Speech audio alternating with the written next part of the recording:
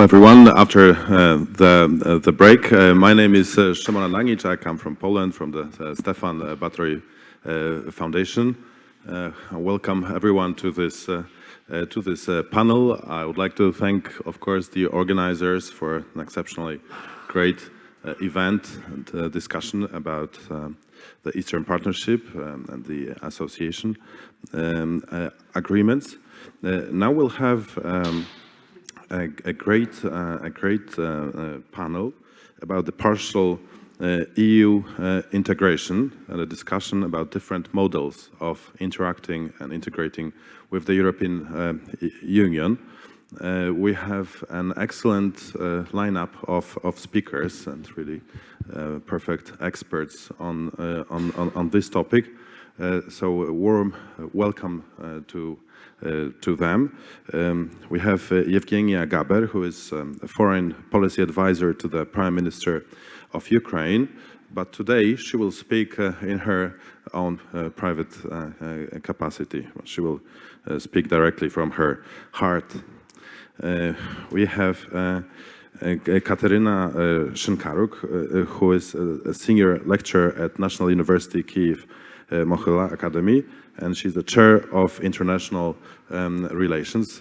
Welcome, Kateryna. She will also speak in her private capacity, and she'll be frank. And welcome to Daria Gaidai, who is a foreign policy advisor to the Deputy Prime Minister of Ukraine for European and Euro-Atlantic integration, and she asked me to underline that she speaks in her private capacity.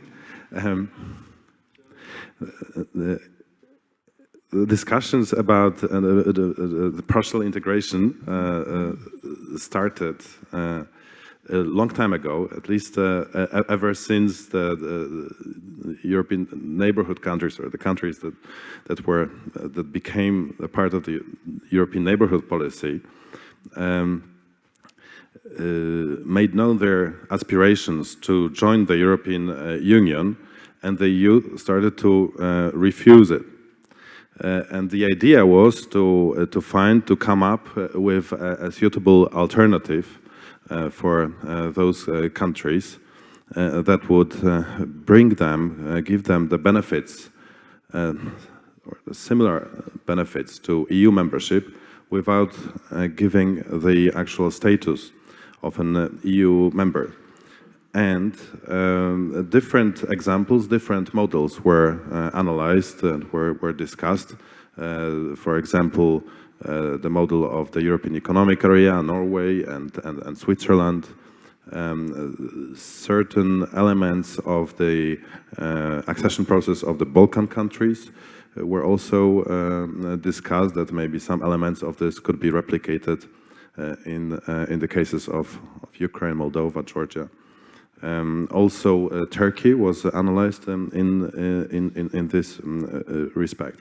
And those discussions are ongoing, and they started a long time ago, but it makes sense to revisit them from time to time, because those model countries and their relationship with the European Union keeps changing and keeps evolving, and our assessment of those relationships today may differ from what it was maybe 5, 3, or I don't know, 10 years ago. Also, the countries are now aspiring to get this EU membership perspective, like Ukraine and the countries of the association treaty. They also change, and their relationship with the EU changes, and the context changes, and therefore also their assessment of their desired model of interaction with the EU is also has to be sometimes adjusted.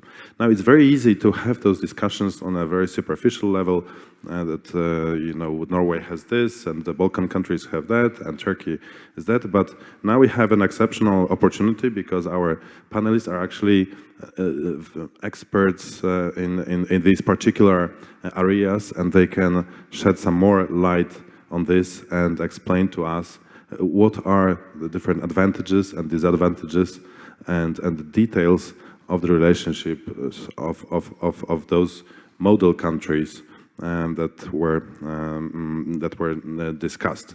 So I will ask first Evgheniya to present the Turkish model of integration with the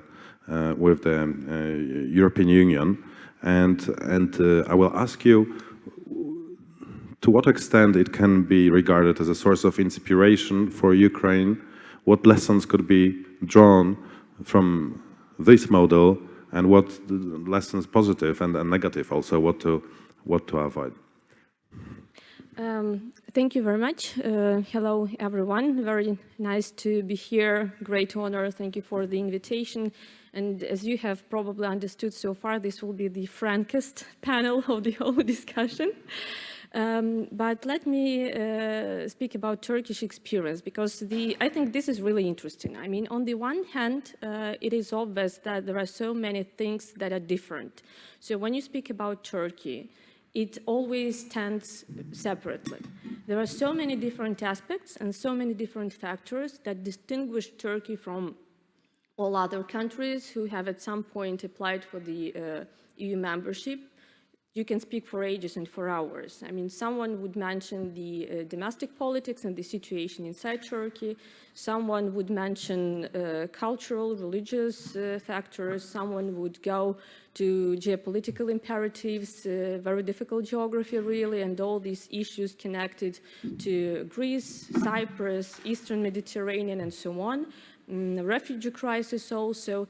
I mean, it really stands out of the general concept or the general vision of how the integration process generally looks like.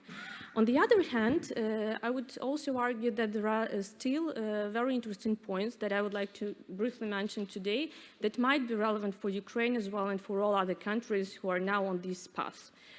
The first one would probably be that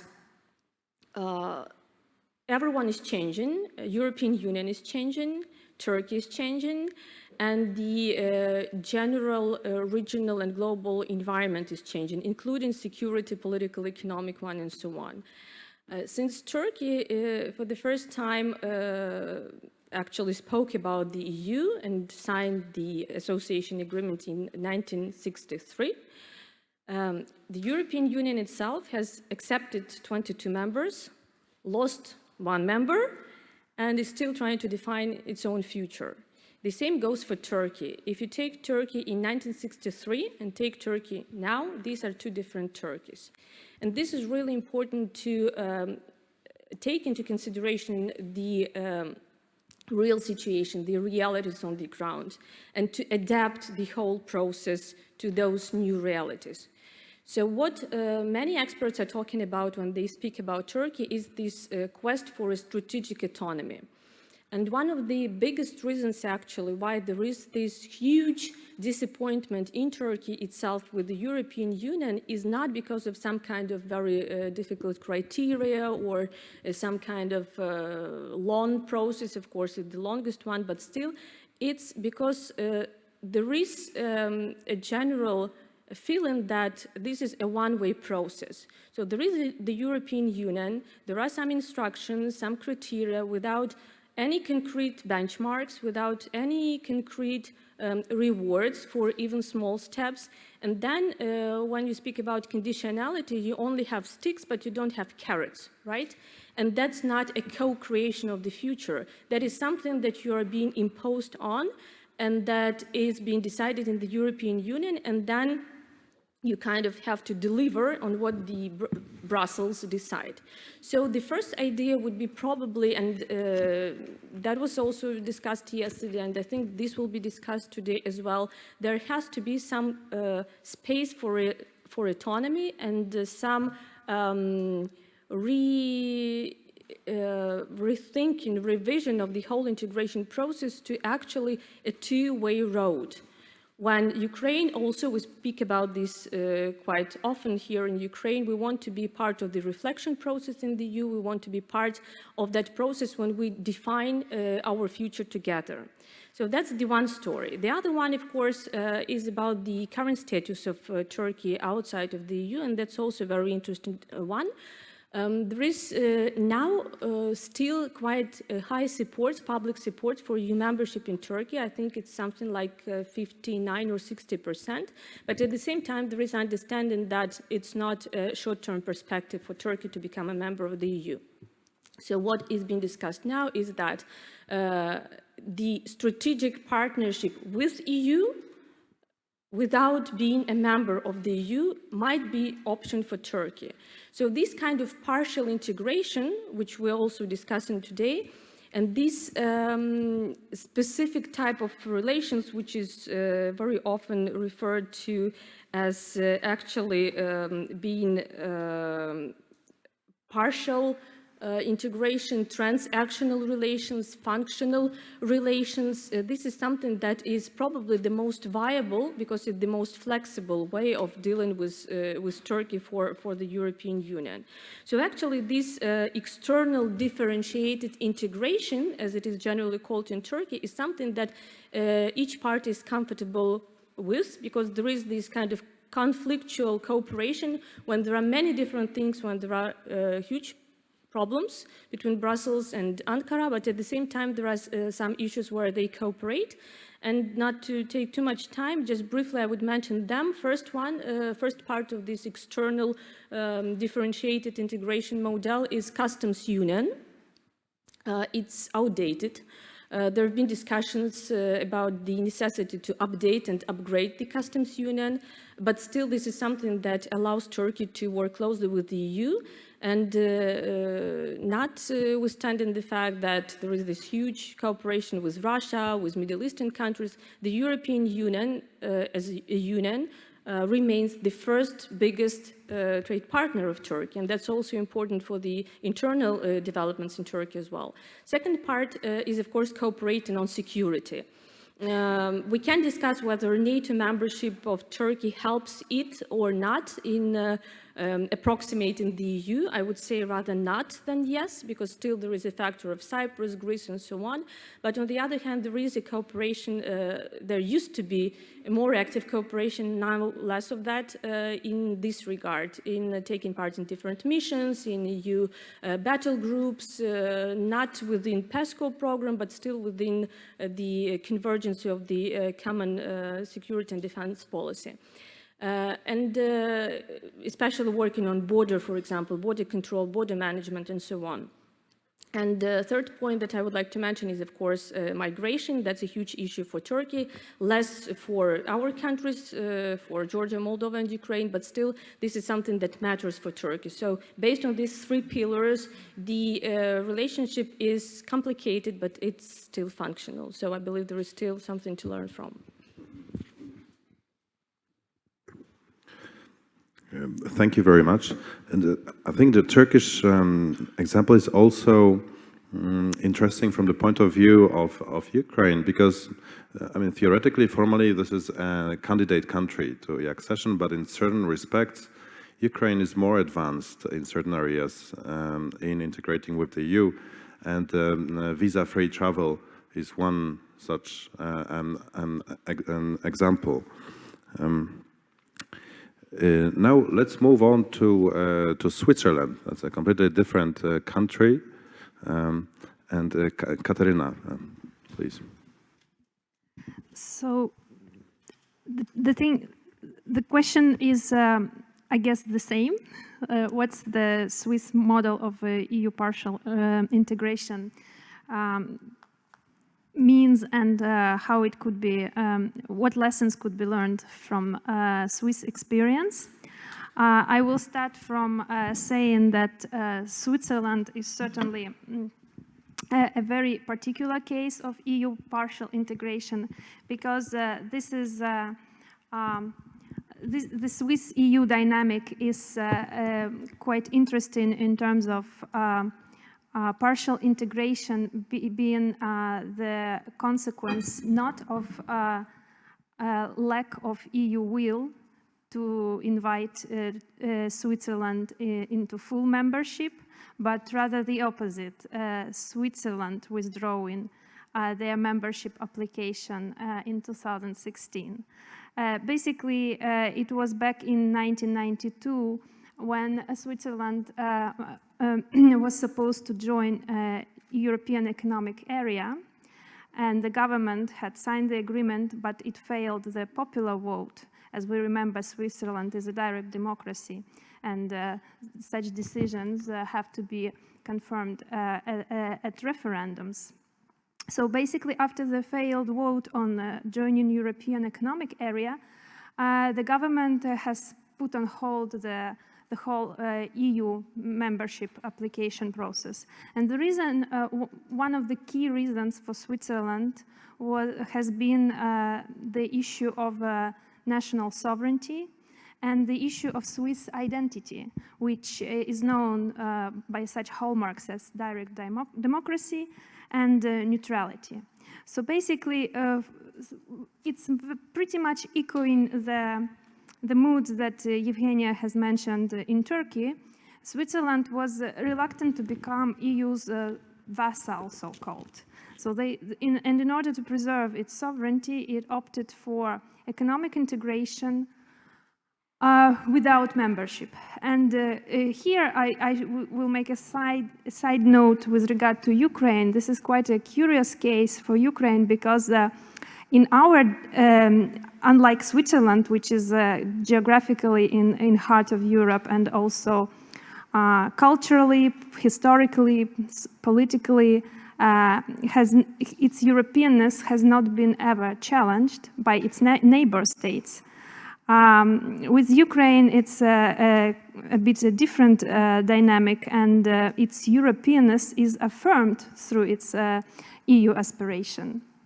And so it's quite curious, in my opinion, that Ukraine is seeking EU membership to affirm its Europeanness, and identity, whereas Switzerland is not seeking EU membership specifically to preserve its particular identity. In terms of political value, cohesion, and the overall self-position in international politics, I would say that Switzerland is on the forefront of EU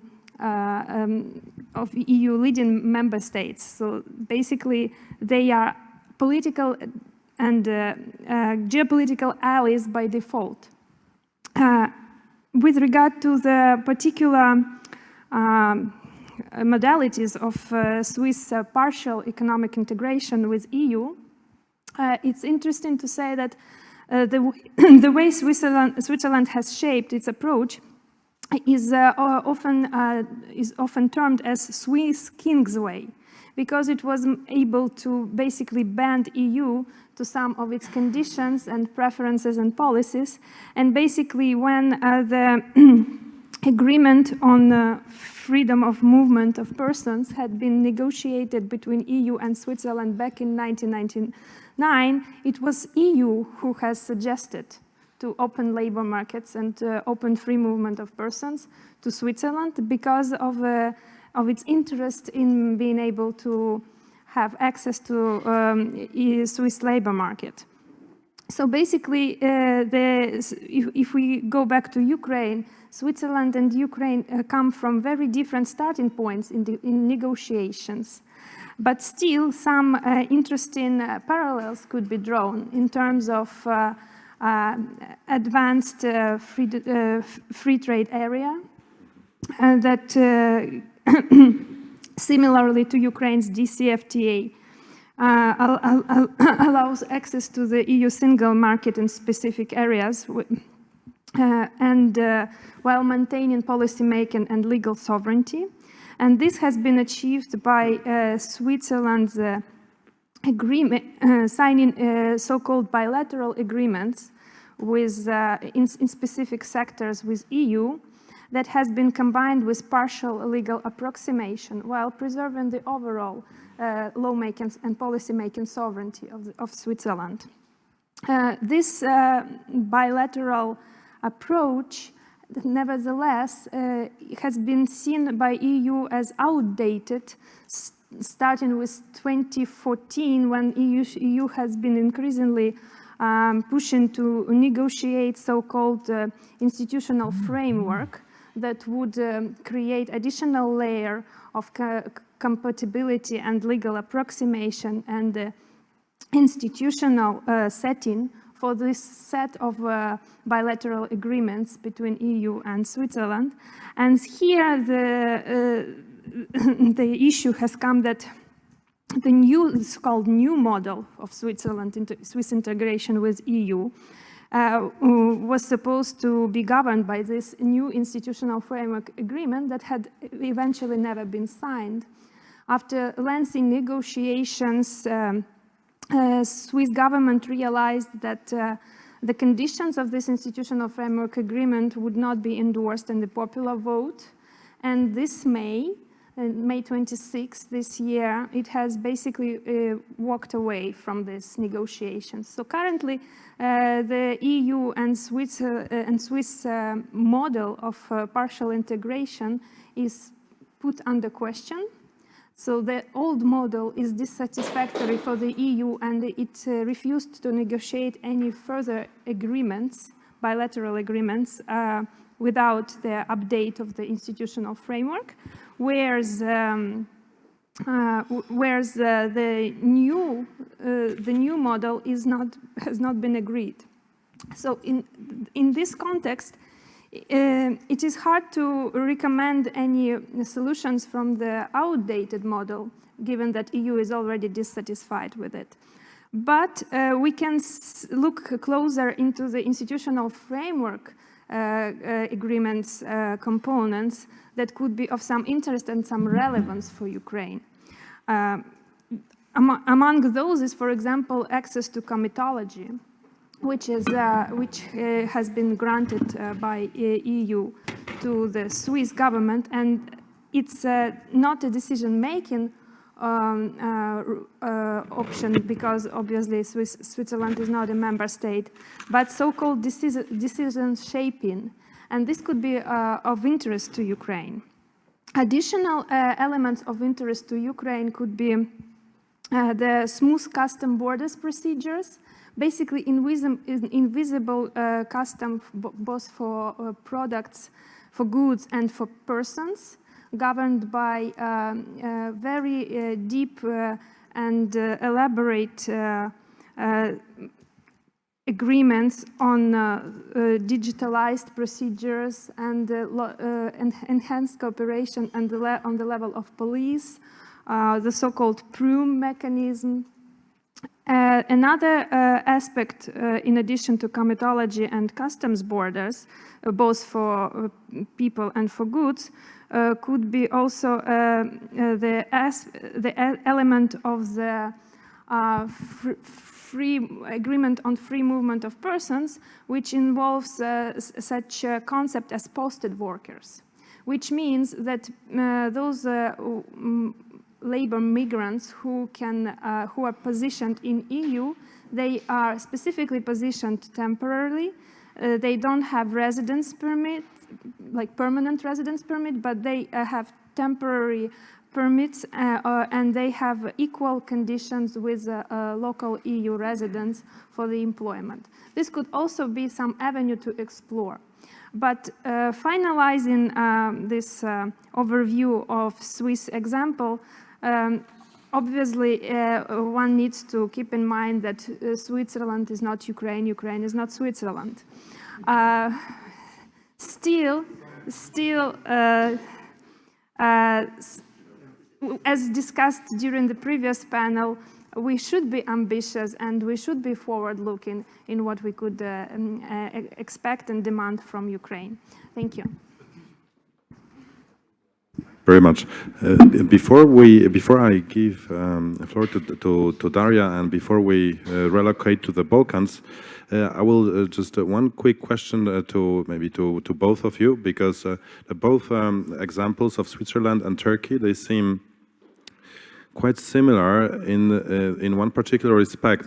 Both these countries try to retain certain level of autonomy and put emphasis on keeping their sovereignty in relation to the EU, and they object to this kind of one-sided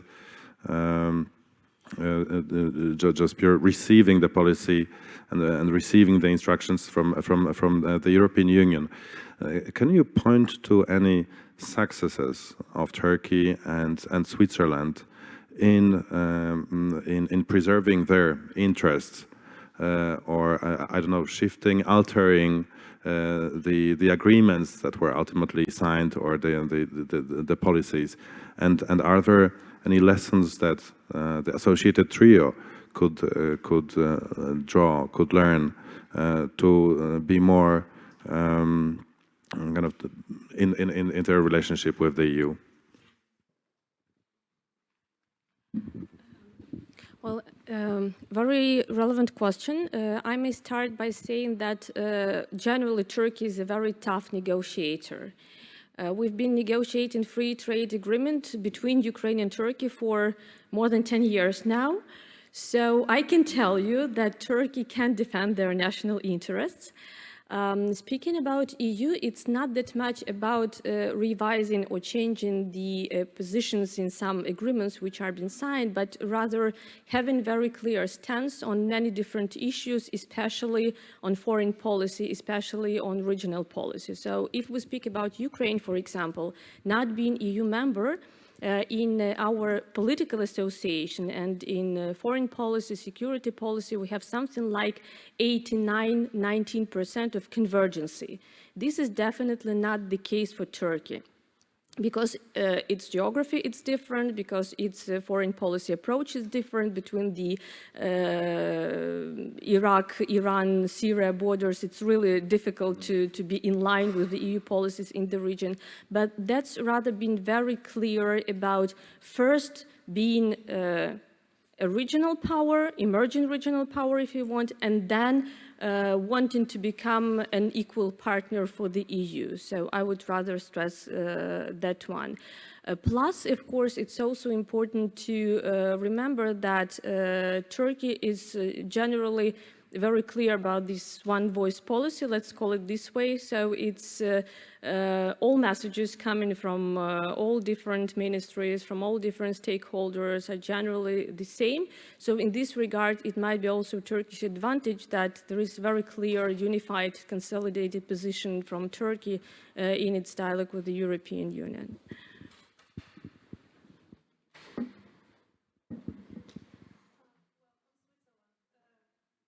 Obviously, as I mentioned, Switzerland has been initially better positioned in terms of protecting its interests.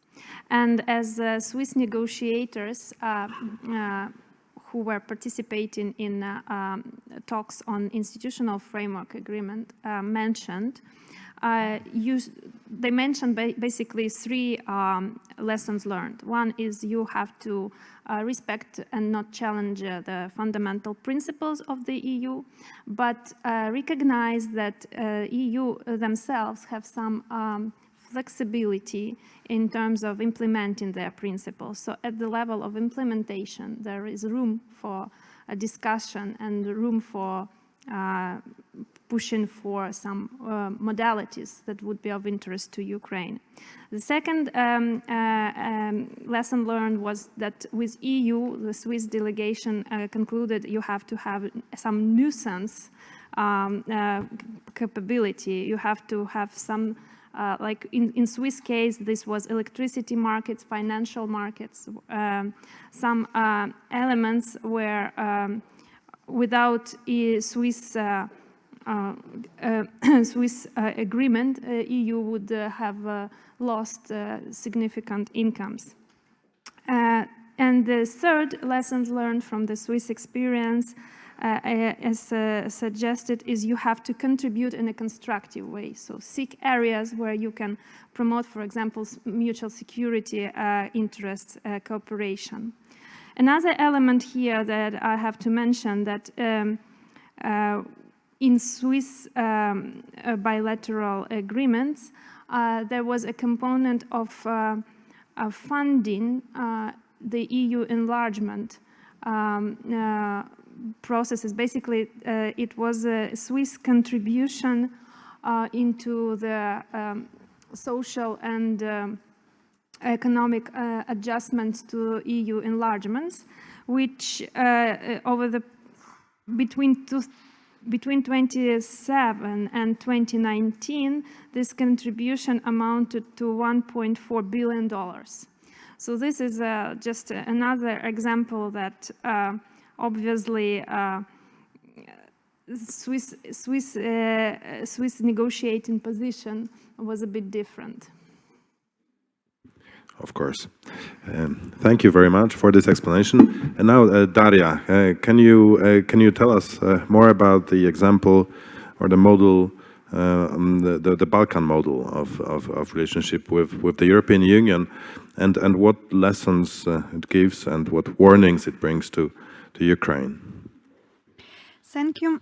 And I think Western Balkans may be the most lively experience for Ukraine, and we don't feel it here in Ukraine, but in fact everything that is going on in the Balkans between the EU and Western Balkan states directly impacts our relations with the EU, our negotiations, and of course our future perspectives, because now in the Balkans they are also thinking about new mechanism of integration, about new solutions, and I believe that this will have like great impact on Ukraine, because European Commission and European Union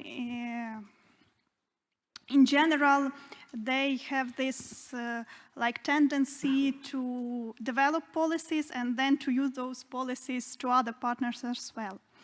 And now my colleagues told about changing context. It's also very true for the Balkans, because after 20 years of negotiation, like more than 20 years ago, Western Balkan states got this promise of EU membership, but nothing happened from that time. Only Croatia joined. So, and the integration process stalled in the Balkans, and now there is an understanding that even if new countries, North Macedonia and Albania, opened negotiations, there will be no quick process of accession to the EU. So, and in this, on the background, we have growing presence of China in the region, we have growing presence of Russia in the region, we have very different, very tense situation in each of the countries. Serbia is not, how would say more diplomatically, it's not aligning with EU foreign and security policies, and sometimes openly questions EU and its influence in the region, and so on. And so the context is changing, and EU, Brussels, they are looking for new solutions. And I think that the last summit that took place 2 weeks ago showed that Brussels have thinks maybe that this solution is gradual integration to the internal market. Because if we take the declaration of the summit, declaration says that EU and Western Balkans agreed to step up efforts to enhance the market integration of the Western Balkans with the EU single market. And it's not only like the promise, because in Ukraine, in EU declaration, there is also this line about gradual integration to the single market.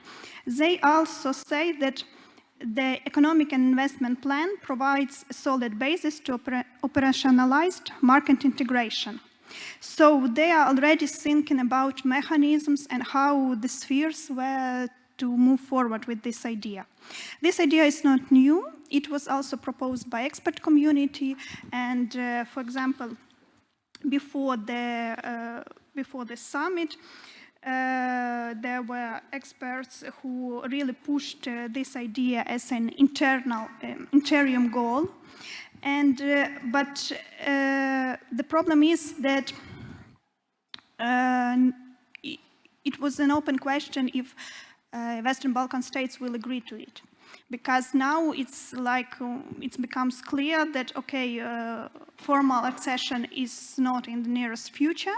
Then we will move to this integration to the single market. But many states, for example, I hear President of North Macedonia, he clearly stated that we don't want just economic integration. For us, it's important political integration, and this political integration will help to stabilize our democracy. So this approach is not so much welcomed by some states. Other states, like Serbia, for example, support this idea like economic integration.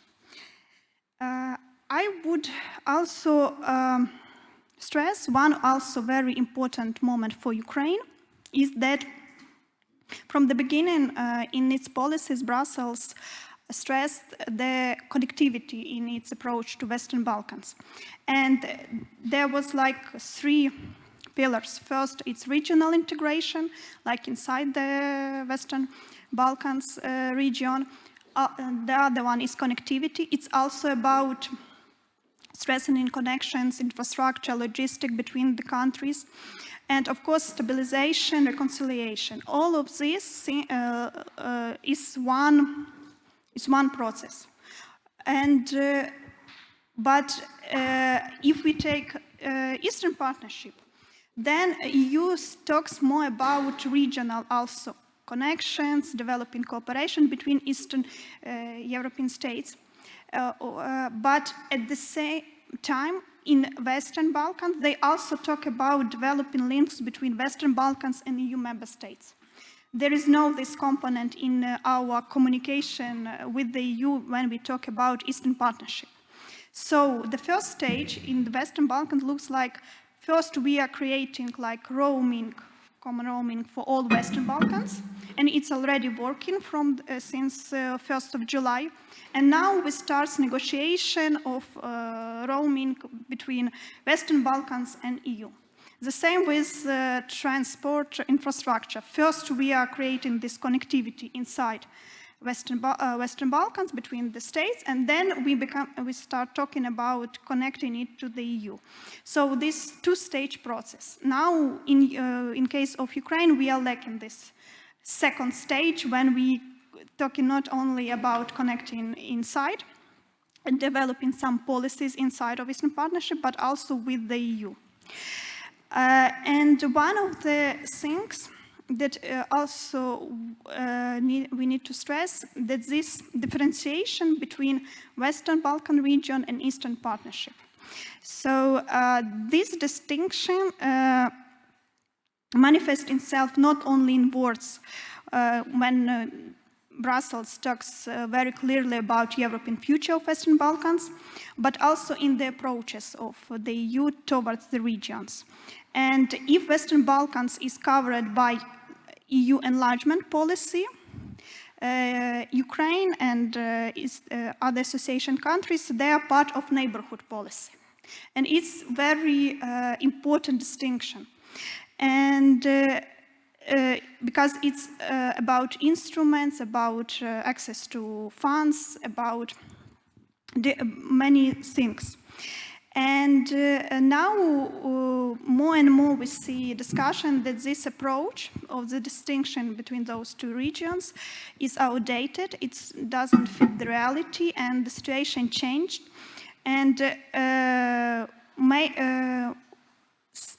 I would agree with those experts who see the reasons for this distinction in perception, because from the start, Western Balkans was perceived like a part of European common space.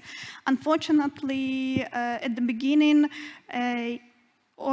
Ukraine, together with so-called post-Soviet state, was not on the mental map of the Brussels, of other EU capitals. And we face the consequences till now when we have this distinction, despite the debates that the differences is not so big. And we have here Michael Emerson, who produced great research about comparing progress of Western Balkans and association countries, and showed that the differences in aligning with the EU acquis is not so big. And so a lot might, so we should not, the perception, we should change the perception, and I think it's happening, and our dialogue with the EU show that this is happening, but we still have to work with this. And to finalize, I would like to stress that, of course, Western Balkans have European perspective, but at the end of the day, we are still in the same boat, because yes, they have this European perspective, but they cannot realize it, and they cannot take it. So, and there is also understanding that there is no appetite for the enlargement in the EU. So we and they also looking for different form of cooperation, of deeper integration, and preserving reform drive inside each of the countries, while Europe defines its policies and its future, because we know this debate about future of Europe. And the last thing I would like to mention is the methodology, because now we have a new methodology of accession, and its test will be tested in the Balkans. And of course, this new methodology, their experience will have a great impact on Ukraine. For the very comprehensive overview. One more question about the Balkans. I'd like to ask about this new mini Schengen initiative that was in the news recently, that apparently the Western Balkan countries want to ease travel between themselves, but also to boost integration among themselves, based on the four freedoms on which the European Union is built. And would that provide some templates for the association trio? Mini Schengen. Now it's called not like that. Sometimes it's called Nowy Sad. I don't remember the new title. But the idea was that it was proposed by countries of the region. It was Serbia, and they don't invite everyone to this initiative, and this is the biggest problem. And EU stressed that we need to preserve like regional integration, create common economic space, but with all 6 Western Balkan states. So with Kosovo, with Bosnia, with Montenegro, with North Macedonia, Serbia, and then Albania. So, and what's proposed by Serbia is not supported by all of 6 member states, because some of them are afraid that this is a Serbian project, and we understand all the tensions inside the region of aligning with any initiative led by Serbia. So it's not, at this point, it's not helps, it's more helps the EU integration of the region. It's more like the alternative proposed by Serbia. And I would like to stress that in the declaration after the summit, EU and Western Balkans, they agreed that they need to move with inclusive regional integration involving all 6 states. So, and EU will be really push for this kind of approach to preserve. Great, thank you. And Daria, you mentioned about the debate on the future of Europe and about the more general transformation within the European Union. So my question to you three, do you have, can you see any early signs on how those countries like Turkey, Switzerland, or the Balkan countries perceive the transformation of the EU? And I'm here I'm thinking about the EU Green Deal, about the digitalization strategy, about the discussions about the strategic autonomy, and whether they already try to adapt somehow to it or try to devise their own ways of integrating with this changing EU and with this new elements of the European integration, ideally on their own terms. Evgheniya, maybe we could start with Turkey. Yeah, Turkey first. Well, I would put it in two separate baskets. First, general perception of the changes in the European Union as they are viewed from Turkey. I will tell you this is definitely, if you ask kind of ordinary common Turk, public opinion, about recent changes in the European Union, that would definitely not be about Green Deal, about digitalization, about all this new positive and progressive agenda. That would be about rise of Islamophobia, rise of anti-Turkish sentiments, rise of populist and right-wing parties, and I mean, everything, starting from different views on relations with China and Russia to economic decline. So very often the general idea would be like, look what is going on inside the European Union, and these people are going to tell us what to do. So that's a very broad picture, of course. I cannot speak on behalf of each and every citizen, and that is not an official position of the Turkish government, but still, this is a public perception about the recent changes in the European Union.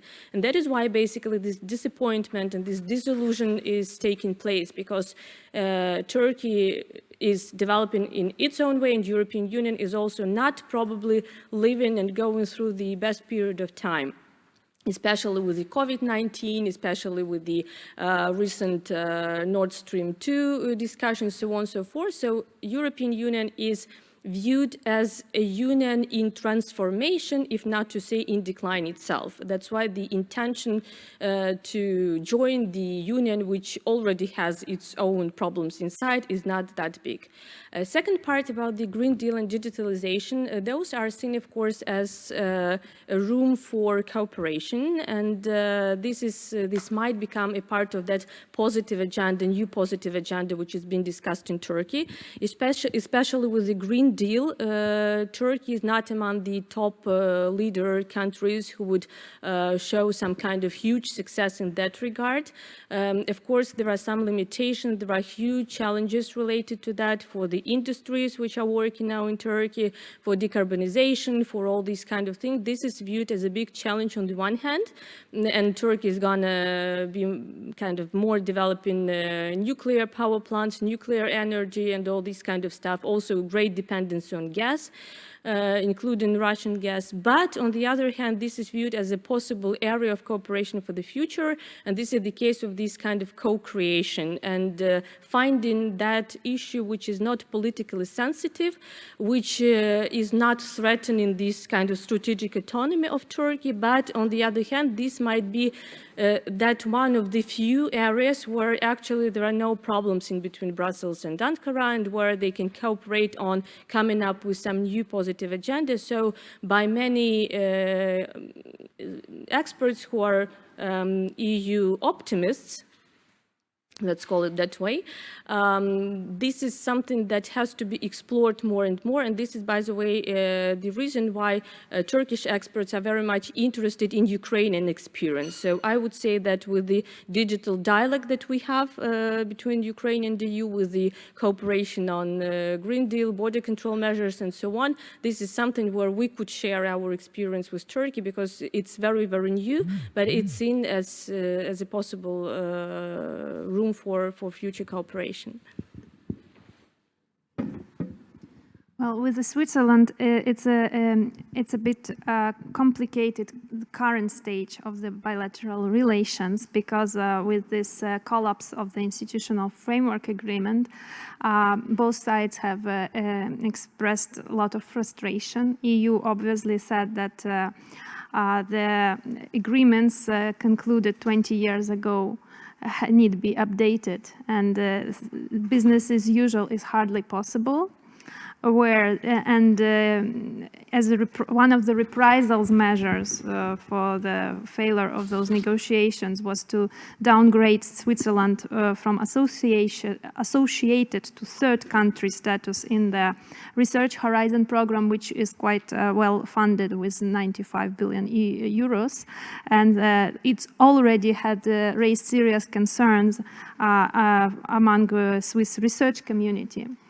And at the same time, the president of Switzerland expressed his hope to find some win-win solution out of this situation, and basically urged the EU to abstain from further reprisals.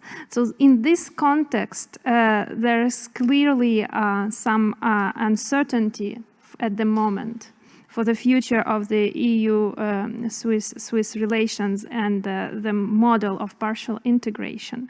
But putting it in a broader context, Switzerland has been aligning generally its policies and its political values with the EU, irrespective of what is the dynamic of bilateral relations. Like, for example, with the EU Green Deal, Switzerland has adopted its own energy strategy 2050, which has the same end goal as the Green Deal of net zero climate target by 2050. So basically, from where things stand now, it looks like there won't be major disparity in strategic vision for Europe between Switzerland and EU, but how much cooperation and synergies would be possible all depends on how quickly they find some viable solution for this current impasse.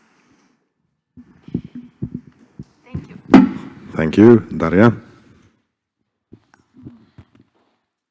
For Western Balkans, EU proposed a clear digital agenda, Green Deal agenda, so it's not as like Western Balkans going to the EU, but vice versa. Western Balkans propose the agenda on those sphere for the Western Balkan countries, and it's aligned with economic and investment plan that proposed by the EU to Western Balkans. So, of course, those issues are raised in those countries, but it's important part of this agenda of creating common regional market, connectivity in the region, and so on. But the main issue for the region now is preserving democratic institutions, press freedom, anti-corruption policies, fight with organized crime. So it's a positive agenda, green, digital, it's a positive agenda that is offered by the EU.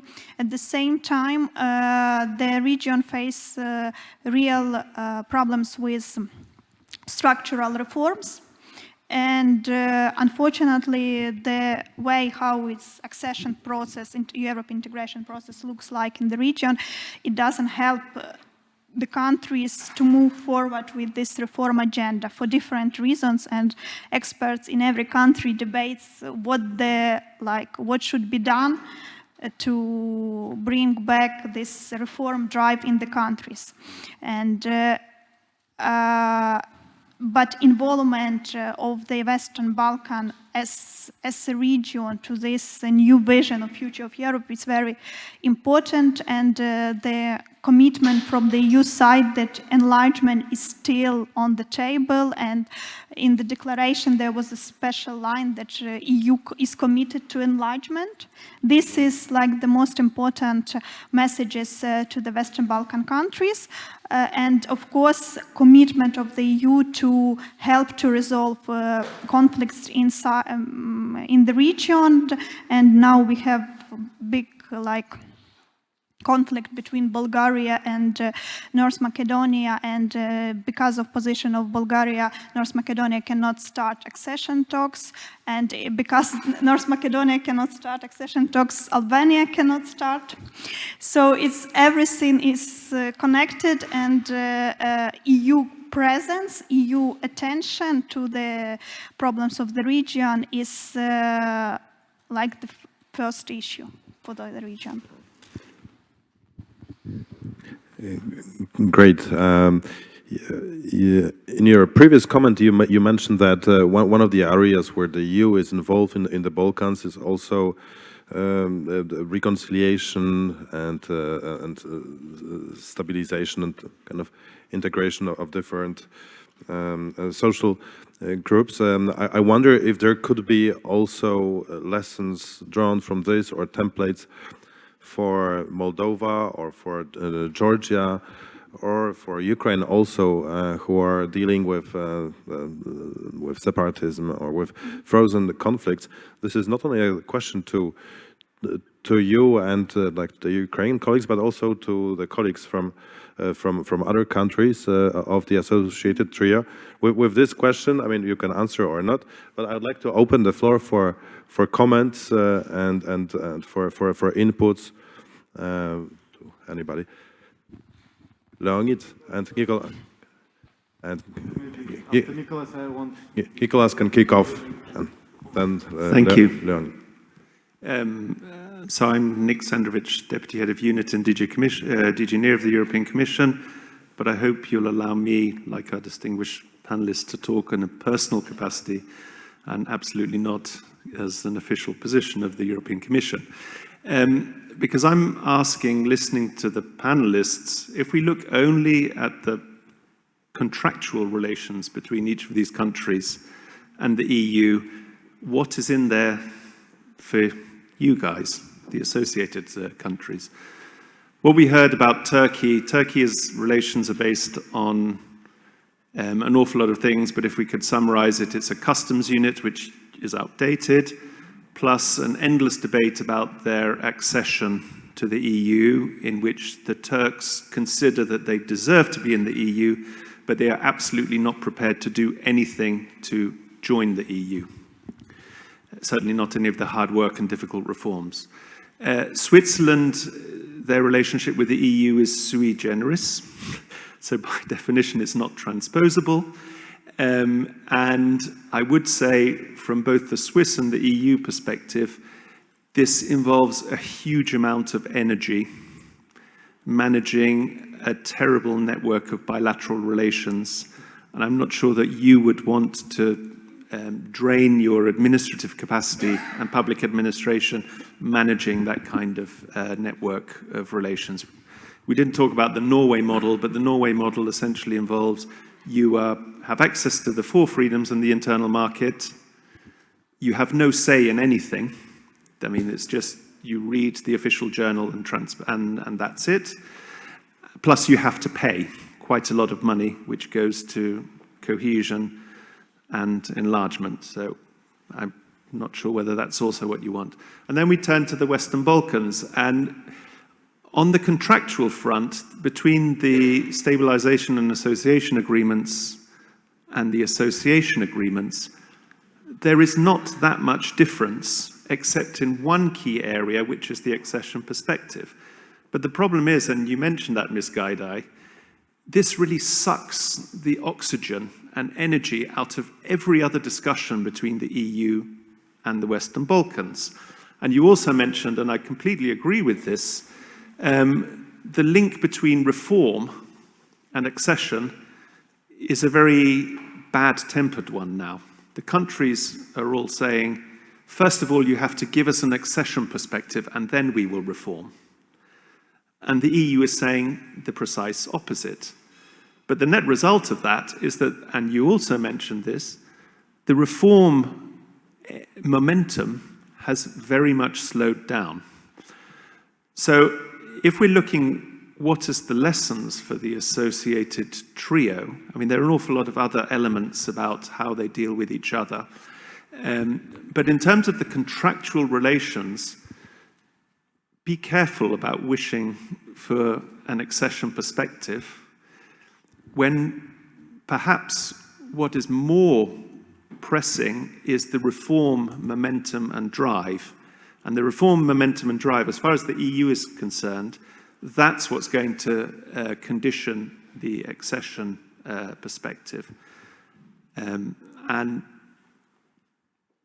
think carefully whether you want to sort of end up in that constant discussion about the accession perspective with the EU. And I said this already yesterday, this is not the position of Nick Sendrovich, but the EU is, having enough difficulties with Serbia, Montenegro, let alone North Macedonia and Albania, to think about other people for whom the answer might well be, you go home and do your homework and then come back and ask us for the accession perspective. I understand that's a difficult message, but it is the message which your countries are likely to hear, unfortunately. Yeah, maybe a quick reply by Evgheniya and Kateryna. React to that. Thank you. Very relevant point, actually. We mainly spoke about some positive lessons to be drawn from the experience of 3 cases, but actually there are also negative lessons to be drawn. And I would say that the biggest lesson for trio countries and for Ukraine in particular drawn from this transactional or contractual relations between Turkey and the EU is that even if you want to preserve some kind of strategic autonomy, you have to be ready to compromise on something. Otherwise, you just don't have to join EU, right? So, of course, there is some part of this kind of autonomy, identity, whatever you want to leave for yourself. But on the other hand, there has to be a very clear political will from both sides to proceed with this process. So that's number one.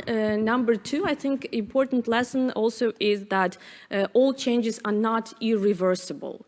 Even if you have some progress in your domestic reforms, there can be backsliding on democratic transition and so on. Even if you at some point become a country which has been treated as a candidate country, then you can be downgraded to a third country. And if you look at many different strategic documents, very often Turkey is treated like a third country at the moment. So it's really important to preserve this balance, and here I absolutely agree with you. These kind of external strategic partnership, partial integration, whatever, these can be only steps on the way to the final point, which is EU membership.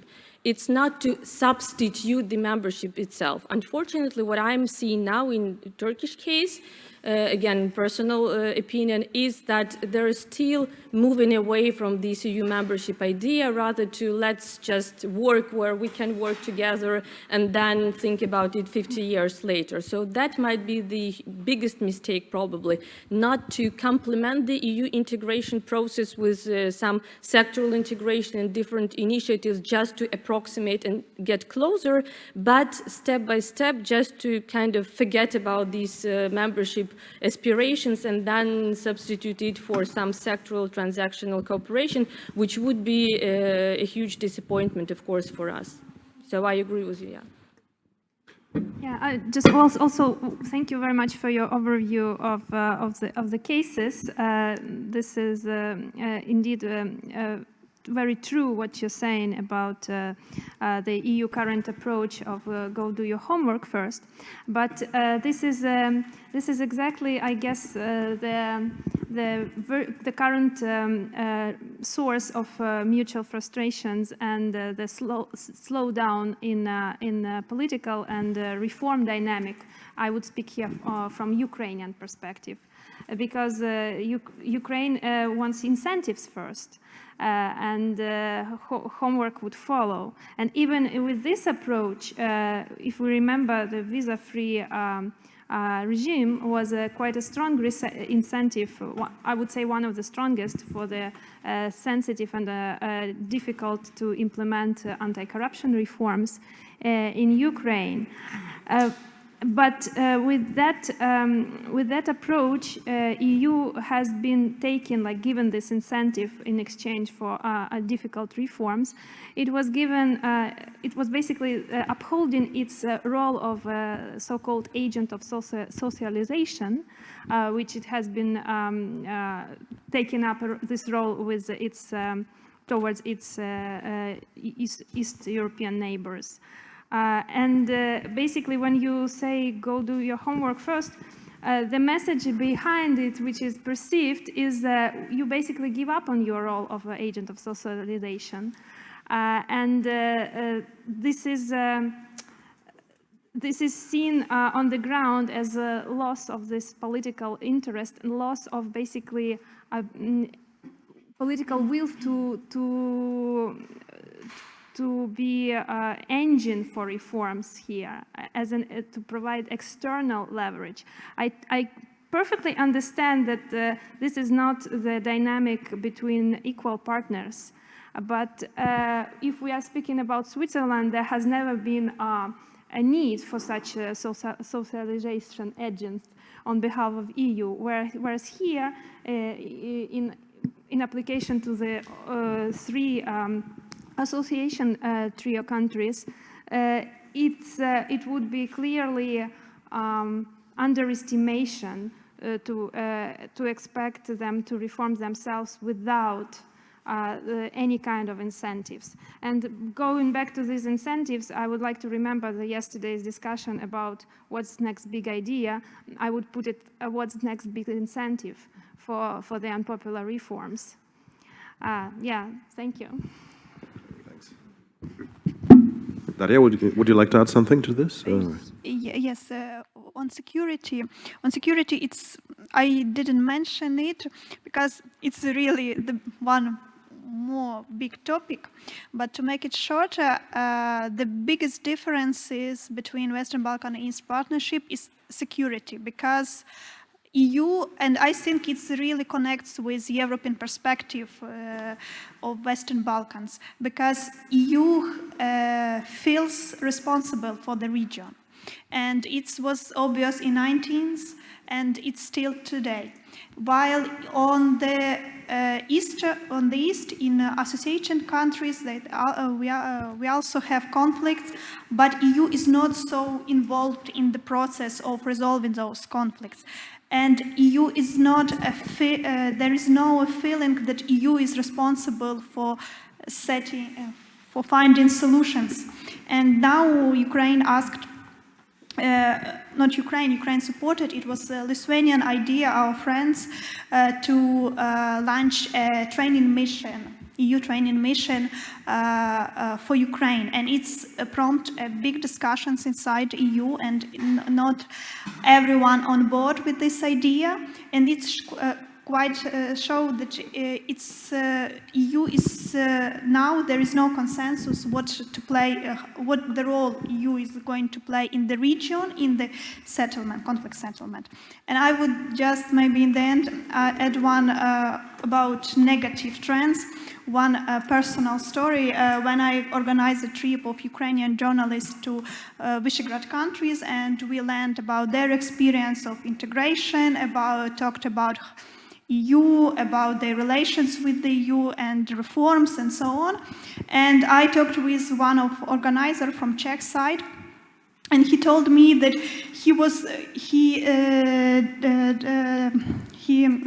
he's planning to give this idea of organizing all those visas because he's tired, because before that he had a group of visitors from West Balkans, and they were so uninterested, they didn't ask questions, and they just like wanted to go shopping, and I'm really afraid that in 5 years there will be Ukrainians doing the same, because now we have interest, we want to learn, we want to get this experience, but maybe in the 5 years we will behave the same as people from Western Balkans who just tired about learning about EU.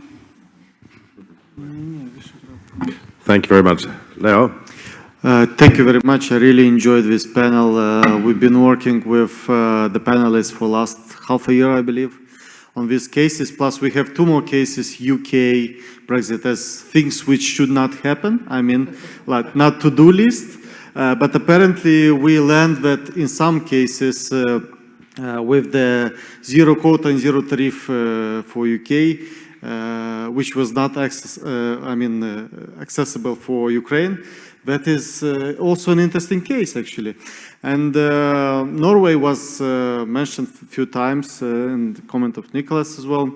I believe this is also an interesting case. I remember talking to a Norwegian diplomat who said that we are waiting in the corridor when the decision about Norway are taken by the EU, and he was very upset by this system. But Norway is in a sort of integration trap, because on the one hand, EU is demonized in Norway. I mean, and the referendum in '94 is still, basically the results are still in place. On the other hand, Norway wants to protect more its sovereignty and democracy. I mean, it has something similar with Switzerland case, I believe. But at the same time, they could not leave EEA and have a bilateral free trade agreement, because EU indicated that this is not going to happen. So they stay in the same way. But I'd like here to, if you allow me, I know we are running out of time, but I'd like here to quote Alexander Duleba, who is with Slovak Foreign Policy Association, who was supposed to be here, but he was not able because of some COVID restrictions. He made a big research about comparing also various models with the association agreements of Ukraine, Moldova, and Georgia. And he came to the conclusion that this demonstrates the largest structural asymmetry, that is the biggest gap between the largest volume of acquis, which Ukraine has to incorporate into its national legislation on the one hand, and the lowest level of institutional involvement of Ukraine in policy shaping within the EU. And I think this is something we are very much interested in, how to overcome this, because certainly we are by default somehow obliged to implement the decisions. As Nicholas said, we are reading the journal and we know what do we have to implement, but we don't participate in policy shaping. And maybe the cases, as Kateryna mentioned, of access to EU comitology or some other instruments would be a way to get out of this negative assessment which is currently in place. So thank you for this. Was rather a comment, I would say, not really a question. Yeah. Very good. Comments are very welcome. Dima. Thank you very much. Really also enjoyed this debate, but just maybe also not rather, I would rather put not a question, but rather a comment. On Norway, it's really a pity that we don't discuss this at length, this model here, but because as what I heard from our negotiators of the association agreement at the time was that one aspect of Norwegian, or how it's called, AAA model, what was taken over with our association agreement was that initially it was not actually, in the beginning of negotiations, was not in place, but they suggested, and the EU agreed, is to have these annexes with the acquis, which can be reviewed over time. So I'm not really a specialist on Norwegian model, but this is what I heard from our negotiators, that they were at least somehow inspired, and some elements of this Norwegian model was used and actually is now reflected in our association agreements, which we have with our Ukrainian, Georgian, Moldovan model. I think that with Turkey, for Ukraine at least, I mean, I'm just trying to reflect, I think one particular takeaway is that it's better to have your closest members of the European Union on your side when discussing membership perspective and all other aspects of integration, because Turkey obviously doesn't have some problems here, and I think it's a takeaway for Ukraine as well. On Switzerland, I think, and at this debate, I think I would like just to link with the debate on Western Balkans and what Nick said.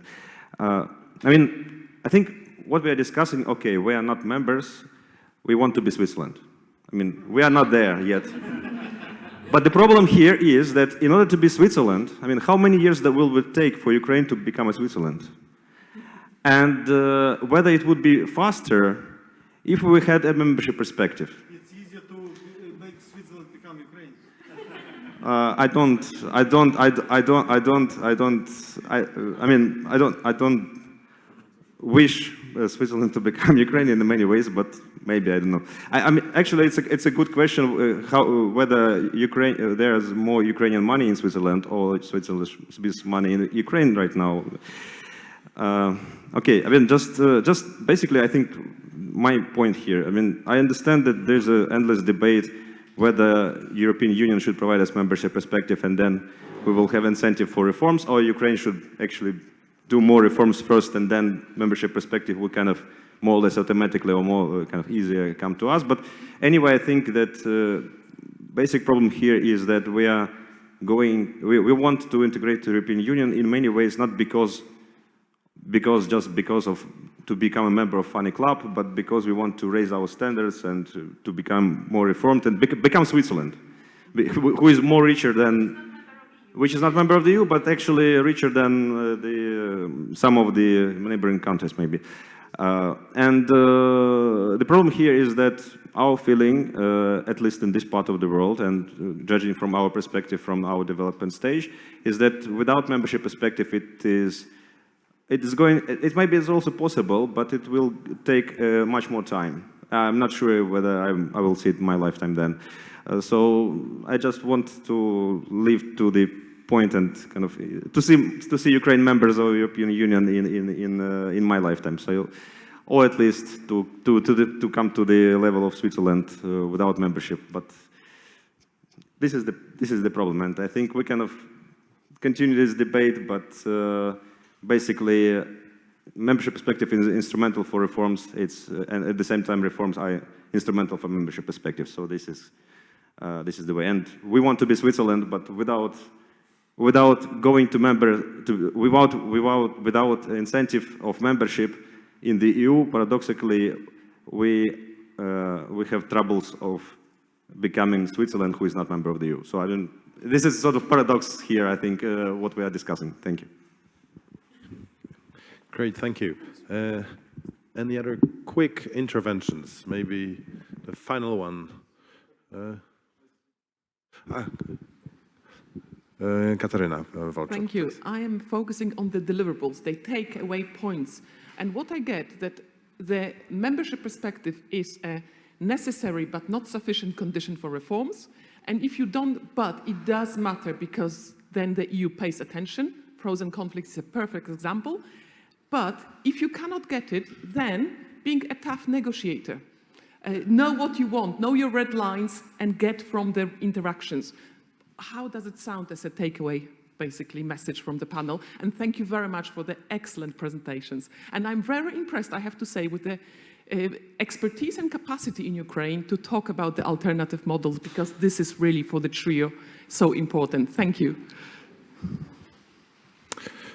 For me personally, that was a perfect conclusion, and I fully subscribe also to to being impressed by our experts.